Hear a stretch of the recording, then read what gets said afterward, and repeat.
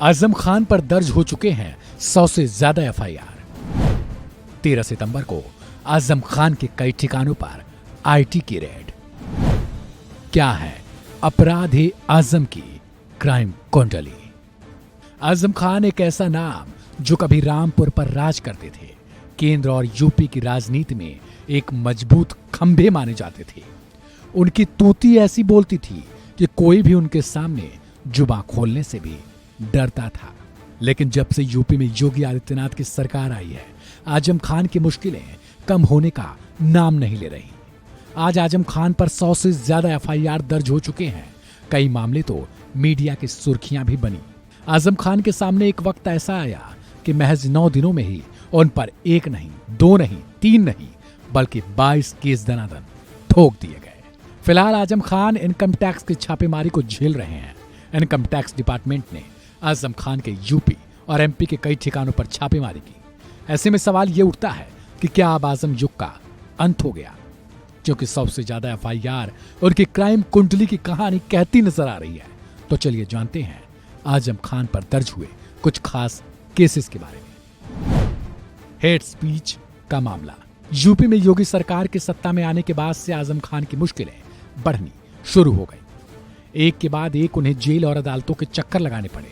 हाल ही में उन्हें hate speech के मामले में 3 साल की सजा सुनाई गई थी।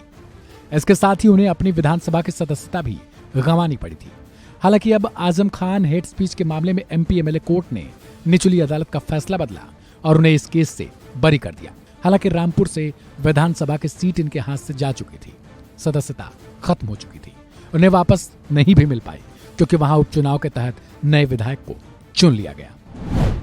आजम खान के बेटों पर संकट। हालांकि आजम खान हेट स्पीच मामले में अब भी बरी हो चुके हैं, लेकिन जब उनको इस मामले में दोषी ठहराया गया उस वक्त एक के बाद एक उनके दोनों बेटों पर संकट आ गई। आजम खान के छोटे बेटे अब्दुल्ला आजम को भी एक केस में सजा सुनाई गई थी और उनकी भी विधायकी चली गई थी। वहीं उसी दरमियान आजम खान के बड़े बेटे अदीब खान के खिलाफ एमपी एमएलए कोर्ट ने वारंट जारी कर दिया था। यह मामला किसानों की जमीन पर कब्जा करने से जुड़ा हुआ था, जिसमें रामपुर के अजीम नगर थाने में 2019 में केस दर्ज कराई गई थी। जौहर यूनिवर्सिटी का मामला।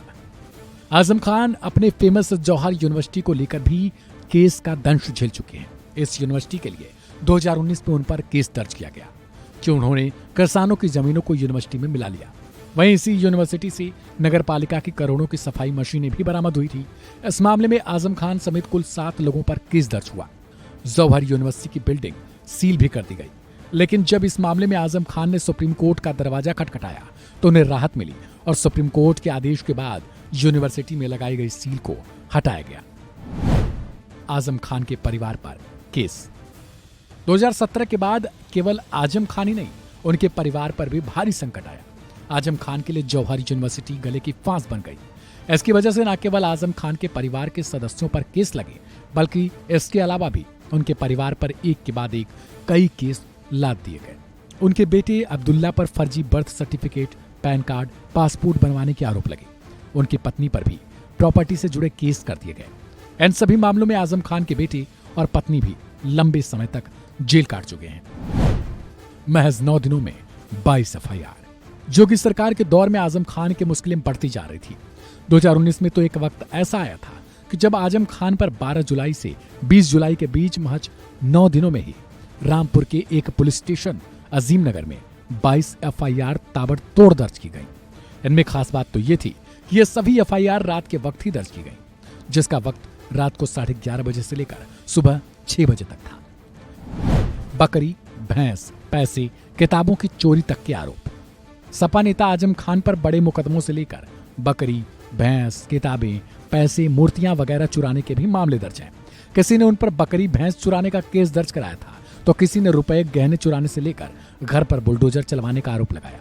वहीं यूपी में फेमस आजम खान की जौहर यूनिवर्सिटी की मुमताज लाइब्रेरी की छापेमारी में चोरी की पुरानी और कीमती किताबें भी मिली। इतना ही नहीं, उस यूनिवर्सिटी में चोरी की गई शेरों की मूर्तियां भी मिली। इस मामले में रामपुर थाने में केस दर्ज करवाया गया था। फिलहाल आजम खान की उम्र 75 साल है, लेकिन महज 3 साल पहले जब वो 72 साल के थे तभी उन पर 89 केस दर्ज हो चुके थे। उसके बाद जब आजम खान किसी मामले में सुप्रीम कोर्ट पहुंचे तो सर्वोच्च न्यायालय भी चकित हो गया। कि किसी एक ही आदमी पर इतनी जल्दी इतने केसेस कैसे हो सकते हैं, क्योंकि 2017 तक आजम खान पर केवल एक केस दर्ज था। इस खबर में बस इतना ही। बाकी अपडेट्स के लिए जुड़े रहें वन इंडिया हिंदी के साथ।